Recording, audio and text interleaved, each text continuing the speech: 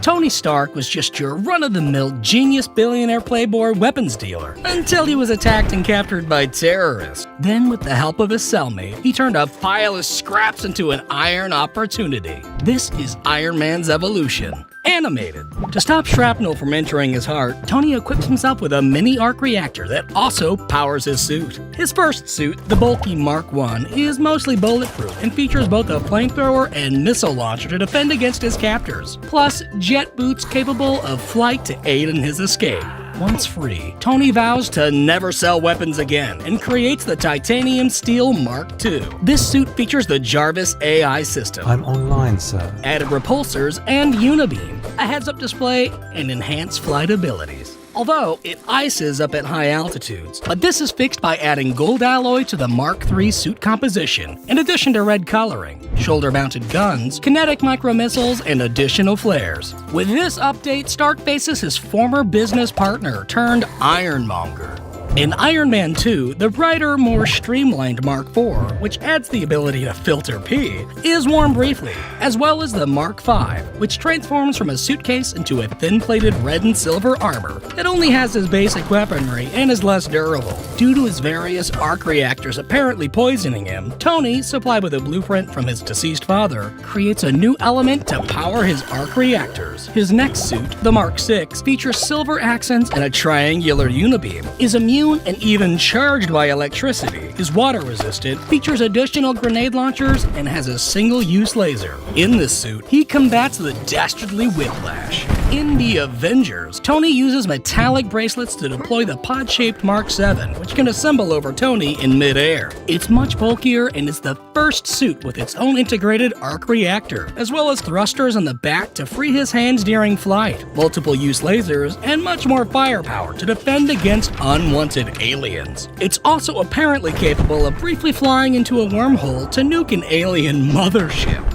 In Iron Man 3, in an attempt to manage his PTSD, Tony builds many Jarvis-controlled suits referred to as the Iron Legion, including the Mark 8 with added Kevlar for protection against missiles, the more refined Mark 9 with an additional jetpack, the Mark 10 which has added flight stabilizers for extra speed, the Mark 11 built as a prototype stealth suit with a more detailed helmet, the dark and gold-plated Mark 12 with durable exoskeleton, the streamlined Mark 13 featuring a powerful rectangular arc reactor, the Mark 14 which is more lightweight for added speed, the stealth suit Mark 15 that slightly camouflages itself with plates that can switch from light to dark, the Mark 16 with significant upgrades to the camouflaging system, the bulkier Mark 17 with an oversized chest to fit a powerful unibeam, the just as chest-heavy Mark 18 which also incorporates the camouflaging system, the uniquely colored Mark 19 built for agility and speed, the black and gold Mark 20 capable of long-distance travel, the fully gold Mark 21 built for high-altitude flights, the darker Mark 22 with snazzy red flames, possibly intended as a war machine armor for Tony's friend Rhodey,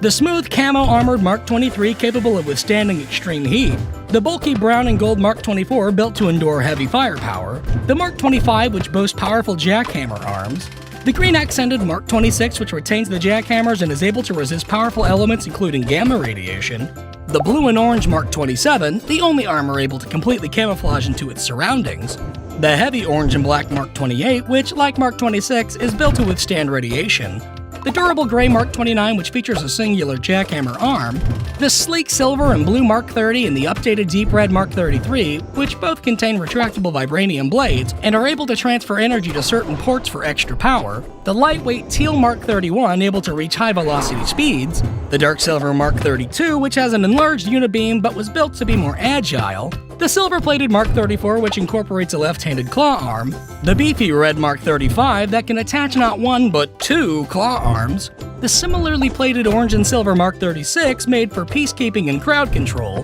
the light green Mark 37 built for deep underwater travel and the only armor to be stocked with torpedoes, the massive blue Mark 38 capable of lifting enormous amounts of weight, the white and black Mark 39 built for space travel, the gray and light blue Mark 40 which can reach speeds exceeding Mach 5, and the thinly plated Mark 41 which can disassemble and reassemble mid-flight. In In the same film, after inserting microchips into his arms, Tony is able to don the primarily gold and lightweight Mark 42 piece by piece. This armor carries over many skills and attributes from the Iron Legion and can be piloted remotely by Tony with an AR display headset. This time around, Tony battles a vengeful former nerd with help from his many armors. Following the battle, to prove his affection to his girlfriend, Pepper Potts, he destroys all of his iron suits and then finally gets surgery to remove the shrapnel from his chest, eliminating the need for his own arc reactor. Age of Ultron features the traditionally colored Mark 43, which is infrared to see through walls and incorporates a sentry mode to assist Tony when he's not wearing it. It can also attach to the humongous Hulkbuster armor, complete with a sedative gas sprayer and hydraulic puncher, to subdue a raging Hulk. Tony also makes use of a group of new white and blue Iron Legion drones. Finally, the predominantly red and smooth-plated Mark 45 is worn. This suit is marked with a hexagonal chest piece, and since Jarvis became part of a humanoid super being, hello, Tony, this suit is instead run by the Irish Friday OS. I'm online, boss. In the Mark 45, Tony helps defeat evil sentient robots, which he accidentally created.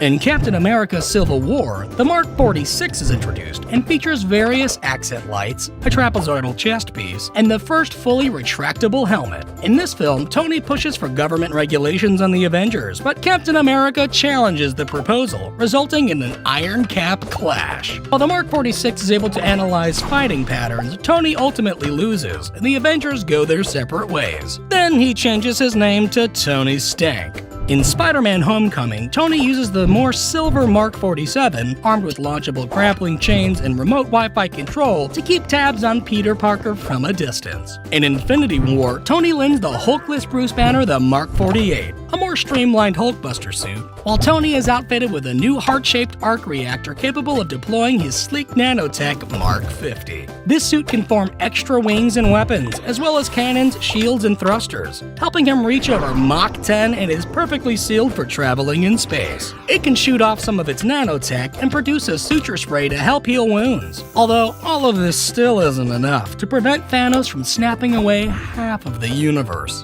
And in-game, Tony is starving and floating through space, but he's brought back to Earth and then raises a family. He gifts his wife the blue and gold Mark 49 rescue armor, featuring a displacer pack that can emit energy blasts. Meanwhile, Tony helps figure out time travel and sports a gray and red Quantum Realm suit as he goes back in time to help gather magical time stones, and says a quick hello to his father. His latest iron suit, the Mark 85, features OG gold-colored thighs and shoulders, with added power to generate force fields and redirect lightning blasts. This suit's gauntlets are capable of holding the Infinity Stones that he uses to snap Thanos out of existence, causing Tony to sacrifice his life for humanity's survival. Life functions critical. And ultimately bookending the Iron Man MCU story. Well, until they dig him up for some prequel-sequel sidequel movies.